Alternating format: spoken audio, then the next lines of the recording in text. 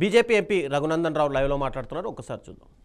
పేరు మీద ఈ దేశాన్ని విభజించింది 1947 ఆగస్టులో ఎవరు అని అంటే మళ్ళీ సమాధానం ఏమొస్తుందంటే కాంగ్రెస్ వాళ్ళు, కమ్యూనిస్ట్ వాళ్ళు తప్ప ఇంకొకరు కాదు. మరి మతం ఏడొచ్చింది? మతం పేరు మీద ఈ దేశాన్ని విభజించింది ఎవరు? 1947లో బీజేపీ లేదు, బీజేపీకి సంబంధం లేదు.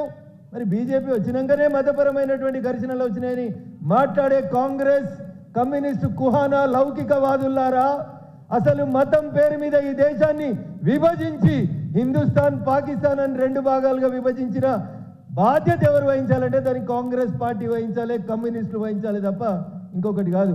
మా మిత్రుడు టైం అయిపోతుంది అని చెప్తుండే ఇంకొక మాట చెప్పి ముగిస్తాను.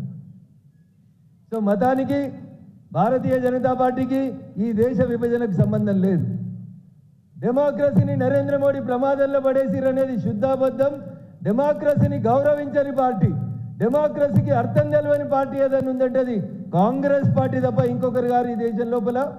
ఇంకొక మాట, ఈ దేశంలో 1952, 1957, 1962, 1967 4 సార్లు అసెంబ్లీలకి, పార్లమెంటు కలిపి దేశానికి సార్వత్రిక ఎన్నికలు జరిగినాయి. ఇలాంటి భాషలో, మనందరి భాషలో చెప్పాలంటే జమిలీ ఎన్నికలు జరిగినాయి. భారతదేశానికి స్వతంత్రం వచ్చినప్పుడు ఇవాళ ఉన్నట్టు 75-80% లిటరసీ రేటు లేకున్నా దేశ ప్రజలు 52, 57, 62, 67 4 సార్లు జమిలీ ఎన్నికలు జరిపింది భారతదేశ ప్రజలు, అప్పటి ఎన్నికల సంఘం.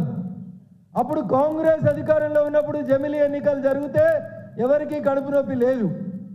ఈరోజు తిరిగి అదే జమిలీ ఎన్నికల విధానాన్ని ఈ దేశంలో ప్రవేశపెట్టాలని నరేంద్ర మోడీ గారు దేశ ప్రజల ముందు ఒక చర్చ పెడితే నథింగ్ డూయింగ్. మోడీ గారు చేస్తామంటే మేము ఒప్పుకోము. మరి 52లో జమిలీ అయితే ఎవరికి ఇబ్బంది కాలే, 57లో జమిలీ అయితే ఎవరికి ఇబ్బంది కాలే, 62, 67లో కూడా జమిలీ అయితే ఎవరికి ఇబ్బంది కాలేదు. అప్పుడు దేశ ప్రజలకి ఇంత లిటరసీ రేట్ లేదు. ఈ జమిలీ ఎన్నికల విధానాన్ని కూనీ చేసి ప్రజల చేత ఎన్నుకోబడినటువంటి ప్రభుత్వాన్ని, మొట్టమొదటిసారిగా కేరళలో కమ్యూనిస్టు ప్రభుత్వాన్ని కూలదోసిన ప్రధానమంత్రి ఎవరంటే ఈ దేశ ప్రధాని జవహర్లాల్ నెహ్రూ గారు. ఆర్టికల్ 356 ఉపయోగించి మొట్టమొదటిసారిగా ప్రజాస్వామ్యబద్ధంగా ఎన్నికైనటువంటి కేరళ కమ్యూనిస్టు ప్రభుత్వం దగ్గర నుంచి మొదలుకుంటే ఉమ్మడి ఆంధ్రప్రదేశ్లో ఎన్టీ రామారావు గారి ప్రభుత్వం దాకా ఆర్టికల్ 356ని 100 సార్లు ఉపయోగించి ప్రజాస్వామ్యాన్ని కూనీ చేసిన కాంగ్రెస్ ఇవాళ మాట్లాడుతుంది. నరేంద్ర మోడీ గారు వచ్చిన తర్వాత ప్రజాస్వామ్య వ్యవస్థలు ప్రమాదంలో పడ్డాయి. ఏ వ్యవస్థ పడ్డది సార్? ఒక్క వ్యవస్థ మాత్రం పడ్డది. గాంధీ కుటుంబం అనేటువంటి వ్యవస్థ ప్రస్తుతం ఈ దేశంలో ప్రమాదకరమైనటువంటి పరిస్థితుల్ని ఎదుర్కోవాల్సి వస్తుంది. ఎదుర్కొంటారు ఖచ్చితంగా. ఈ దేశానికి 55 సంవత్సరాలు పాలించి నెహ్రూ, ఇందిరా, రాజీవులు చేసిన పాపానికి ఖచ్చితంగా మీ కుటుంబం ప్రతిఫలం అనుభవించక తప్పదని చెప్పి ఈ వేదిక నుంచి హెచ్చరిస్తూ అవకాశం ఇచ్చినటువంటి వేదిక మీద ఉన్నటువంటి గౌరవ పెద్దలకి, మేధావులైనటువంటి మీకు అందరికీ కూడా మరొకసారి కృతజ్ఞతాభివందనాలు తెలియజేస్తూ సెలవు తీసుకుంటా ఉన్నాను. జై హింద్, జై భారత్. నరేంద్ర మోడీ గారి నాయకత్వం. అప్పుడు వస్తలేదన్నారు, మేమన్నప్పుడు అనకున్న రాజ్నాథ్ సింగ్ గారు వచ్చినప్పుడు అన్న గట్టిగా చెప్పండి. నరేంద్ర మోడీ గారి నాయకత్వం.